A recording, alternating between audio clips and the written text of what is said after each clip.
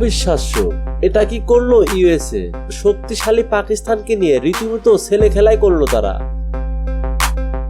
Super ওভারের ভেলকিতে পাকিস্তানকে 5 রানে হারিয়ে প্রথম দল হিসেবে দ্বিতীয় রাউন্ডে উঠলো আয়োজকরা।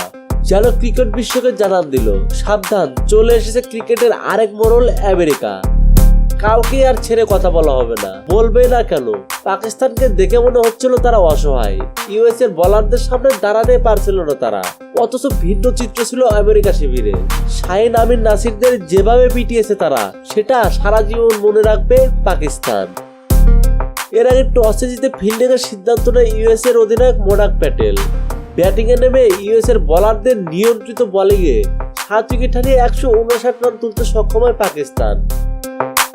160 রানের টার্গেটে ব্যাট করতে নেমে অধিনায়ক মোনাক প্যাটেলের 50 রানের উপর ভর করে 3 উইকেট হারিয়ে তারা তোলে 159 রান, যার কারণে একই বিশ্বকাপে দ্বিতীয় সুপার ওভারের সাক্ষী হলো ক্রিকেট বিশ্ব। এরপর আবার ব্যাট করতে নেমে যুক্তরাষ্ট্র।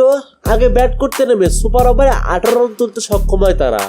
অ্যারন জন্স 6 বল থেকে করে 11 রান, আর বাকি 7 রানই আসে অতিরিক্ত হিসেবে।